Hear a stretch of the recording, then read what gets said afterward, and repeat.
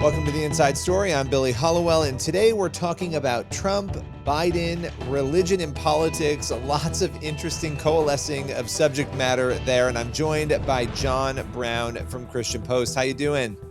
Hey, Billy, good to be with you. Good to be with you. Good to have you here. You know, there's a lot going on, obviously, when it comes to an election year. You end up having these really interesting areas, these intersections that unfold, particularly when it comes to faith and politics. And you covered a number of stories that really dive into both of those things in interesting fashion. Now, let's start with former President Donald Trump. He has been promoting a Bible, which is very interesting. It's the God Bless the USA Bible. Tell us a little bit about this product. Yeah, so he promoted this during Holy Week, and it's a Bible that he is promoting with Lee Greenwood, who wrote the famous song that he plays at his rallies a lot. The Bible, it costs $60. It has the King James Version in it, but it also has America's founding documents in it. So he cut an ad promoting this Bible, but what made the ad more remarkable was that he said Christians are increasingly under siege in this country and that we need to promote things that are pro God. And I think people are getting upset about the Bible, the fact that he's promoting it, but I think that's drowning out his larger message. Yeah, that is interesting. You know, and lots of people sell Bibles, right? I think the thing that is catching attention here is that it's a politician and a former president who's running for president who is marketing, you know, talking about this Bible. When he talked about Christians being under siege, do we have any idea what he's specifically? I have ideas of what he's meaning here, but what he specifically means when he says this. Yeah, he's been really outspoken about this during the campaign this time around. He claims there's a growing anti-Christian sentiment under this administration. He actually gave a speech in Nashville last month talking about this, and he pledged to create a task force to fight anti-Christian bias. And he pointed out how this administration has been really soft on crime, leaving the border wide open, but going after pro-life protesters like Mark Houck, the pro-lifers who are facing years in jail for protesting at an abortion clinic outside Nashville. And four of them were just found guilty this week, and six others were found guilty in January, and they face potentially more than a decade in jail. Yeah, so there's a lot going on, obviously, in that arena, and you have people reacting to this Bible and to Trump, you know, promoting it. You know, not everybody's happy about it, obviously, and those who are opposed, what is their main argument? What is it that has them so upset about the former commander in chief doing this? Well, I think their main argument is that Trump is mixing politics and religion. They say this Bible's mixing politics and religion, and that they claim he's trying to make money off of it. But the website explains that his campaign isn't actually getting any of the profits from this thing. Others, like Andrew Walker at World Magazine, he argued that the Bible itself, this version of it, is what he called a syncretistic expression of civil religion. He said it goes too far by including the founding documents. And I think overall, the objection is that there should be a firm line between faith and politics, and that this Bible is sort of blurring that. Yeah. And, you know, it's interesting. One of the things that we have to keep in mind on this story, and it's not me taking a position on it, it's just the reality. Most Bibles are being sold, unless you're a ministry giving them out. You know, most Bibles are actually being sold by someone, whether it's a former commander in chief or a publishing house. People make a lot of money off of selling the Bible, and that's just a reality, right? And people may not like it, but it is the truth. So, now, what are the supporters, those who don't maybe have an issue with this, or who, I mean, obviously people are going to go out and buy it, right? And have been buying it. What are the supporters arguing about this? Well, even if I think it's tacky, I think a lot of Christians would support anything that encourages people to read the Bible more. Tony Perkins at the Family Research Council, he gave me a statement about it that basically argued that. He said it's great news and the Bible transforms lives. He said a daily dose of the Bible is the best anti-anxiety medicine you'll find. And I think, even if you disagree with Trump or you don't like his message or his personality, if people are buying this thing, they're probably going to read it. So I think people are happy about that.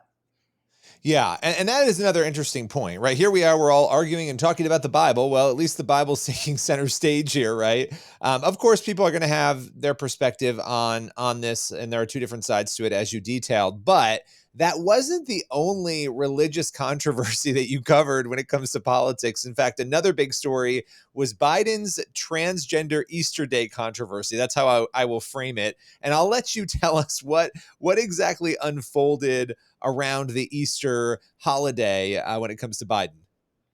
Right. So, Transgender Day of Visibility, it happened to fall on Easter Sunday this year, and Biden released a proclamation commemorating it.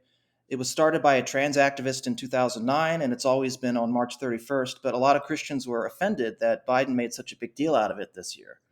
The White House promoted it heavily on social media. Biden did he released a statement marking Easter, but his statement on Trans Visibility Day was a lot longer. So Speaker Mike Johnson went after Biden for it on X, and Biden seemed to deny that he released the proclamation when reporters asked him about it on Monday. And then Johnson went on Fox and said that raises even more questions about how aware Biden even is of what he's signing. Yeah. Okay. So there are a couple of things here that I want to just flesh out. And you said them, but I want to emphasize them. The first thing, and this is, details and facts are important, right? It wasn't as though Biden created this day. It was a day that, that's been recognized on March 31st, as you mentioned, for years now. Um, so it's existed. Of course, with Easter falling on that day, that's when it becomes, and there are bigger questions, should a president be commemorating this? You can have those discussions, but we do have to acknowledge this was a day that existed, beforehand. It's not something that Biden created. So that's the first fact. But the second fact, which you also talked about, and it is worth, discussing in this, and I understand why people have the feelings they have on it. When you compare the two, proclamations, one is very brief and the other one is not. And it's very noticeable how much attention was given to one versus the other. And so both of those things are true. And I think some people on both sides, depending on which side you're on, have sort of not understood or diminished the argument on those elements. Would you agree with that? It hasn't necessarily been reported accurately. Yeah, I would agree with that. Yeah. And I think so it's important that we have that discussion. We deal with facts, but yes, I mean, and again, you can have that broader conversation. Is it appropriate for a commander in chief to be commemorating this day from a Christian perspective? That obviously is a great conversation to have. But one other thing about this, there was a spokesperson who, in the midst of this debate, reportedly said that it was cruel to go after Biden over this. And that was before Biden seemed to indicate that he wasn't responsible for the statement itself. What was the argument of the spokesperson who was, because if the spokesperson's coming out and saying, hey, it's cruel to go after Biden for this, it doesn't seem like it was necessarily an accident then.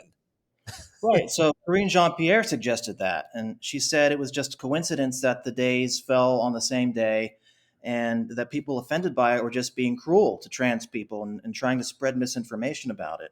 And there was some confusion, but I think, they also released a statement explaining that Biden cares about upholding the dignity of every American, that he would never abuse his faith for political purposes or for profit, which seemed to be a reference to the Trump Bible.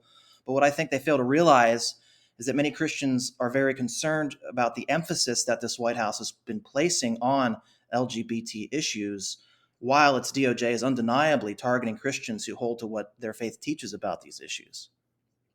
Yes, and I mean, there's a podcast at the Christian Post, Generation Indoctrination, that details heavily the transgender piece of that and how these issues are playing out in the country right now. So there are lots of concerns about that issue in particular. And you mentioned again Biden saying that perhaps he didn't write the statement, or perhaps I didn't do that. And there was even confusion around that. I've heard different statements on what people think he was referencing. I think at the end of the day, what we could say at the very least here is that the communication on these things has not been well streamlined, right? I mean, here we are, we're even confused about some of the details of it, but you would have to assume that they would know that Easter Day is the most important day in the Christian calendar and that people were going to have a reaction to this. Particularly, I mean, did nobody think, goodness, even the details in these proclamations, in these statements, they don't line up. One is much longer than the other. You would have thought there would have been a conversation about that, right? Absolutely, and I get to the point where I wonder maybe they're trying to provoke a response, and we can't know, but it makes one wonder. It makes one wonder. It's definitely interesting. And at the very least, it's a lesson in comms 101 and how we should be communicating and how a president and administration should be. And we see them every administration, no matter who it is, these strange things that unfold with communications. But this one, unfortunately, surrounding the Easter holiday. And so there it is. It's the Trump Bible and the Biden Easter transgender controversy. John, appreciate you coming on to talk about these things today. Thanks, Billy. Everyone else, make sure you head on over to the Christian Post. We'll have the links to these stories in the show notes, and we will see you again here next week.